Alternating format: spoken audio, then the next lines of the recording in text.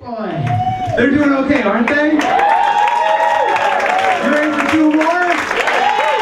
Please welcome Jim Dubensky.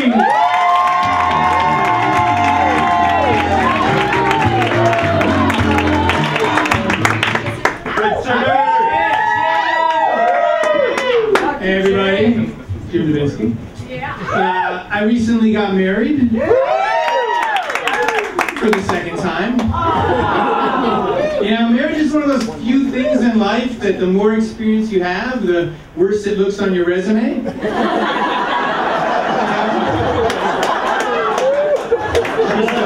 Like you can't talk to your, about your ex to your new wife without kind of upsetting her. So you kind of have to speak about your previous life in code.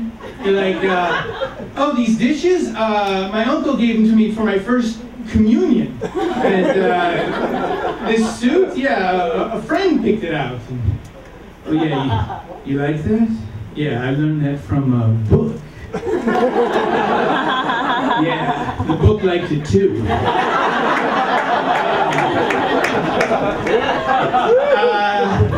And the other thing is you learn from your divorce is how to fight. Like you can't use that stuff you use with your brothers and sisters, you know? You gotta watch your mouth. But it makes fighting a little bit interesting. You know, you're like, honey, that idea is totally retardedly delicious. I mean, I don't give a flying fun. It's gonna be, God damn, you can drive, sandwich. It's hard getting used to, you lose all of the real estate on your TiVo to your wife's TV shows. You're like, honey, why do we have 50 episodes of Project Runway? And why do I like that show so much now? Also, you kind of have to get used to your in-laws giving you advice on everything. Like your mother-in-law will follow you around giving you advice on how to treat her daughter.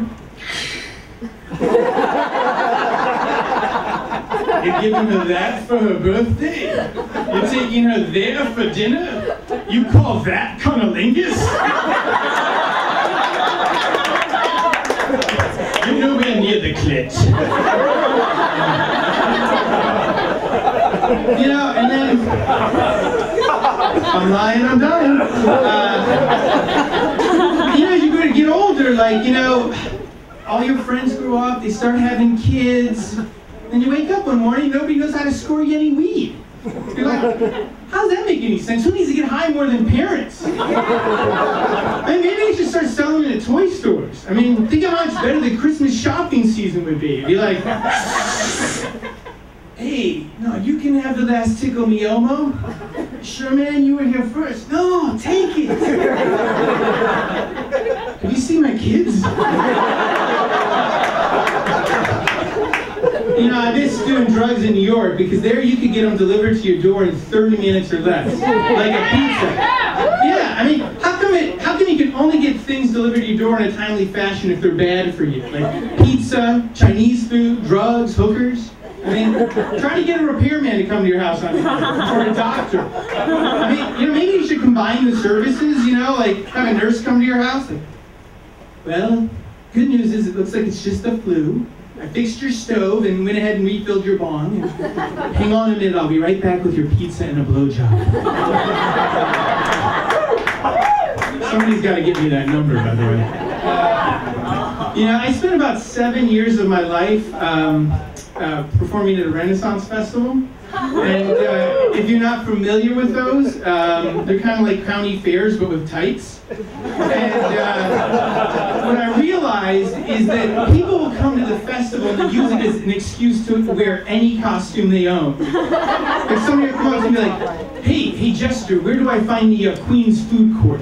And you're like, take a right at the Trekkies, a left at Big Bird, and be a right at the Mighty Morphin Power Rangers. And then what's weird is they're dressing up in these weird costumes and they still expect you to be part of their fantasy, even if it has nothing to do with the Renaissance.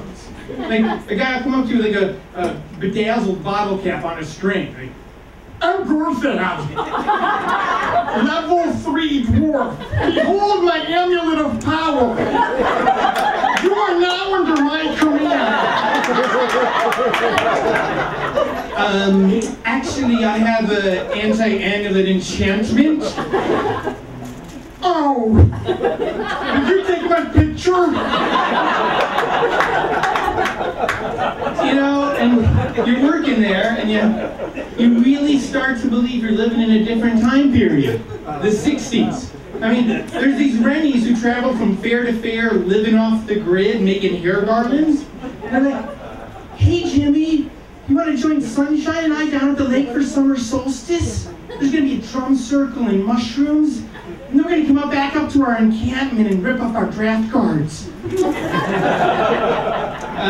then I'm done. The other thing about doing pot, I'm going to go back there real quick because I forgot that, is that... who are you people? So, you know what's weird about pot or getting high is that you start to think it'll make anything more fun and you start doing things you probably shouldn't do high, like your taxes. I can totally deduct my bond. What percentage is work-related? 100. And then working at the Renaissance Fair, it's a lot like high school.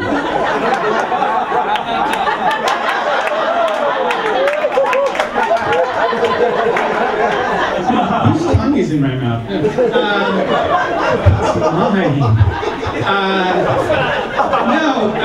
You know, working at the Renaissance Fair, it's a lot like high school, but instead of losing the girl to the quarterback, you lose her to the jouster.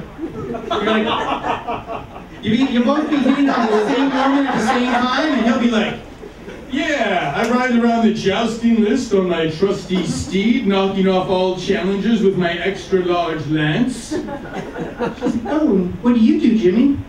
I play the mandolin and juggle. And what's hard is you also kind of, it's weird when you run into audience members outside of the fair on your day off, like you'll be in the grocery store buying groceries, and somebody will be like, hey, it's me, Gortham!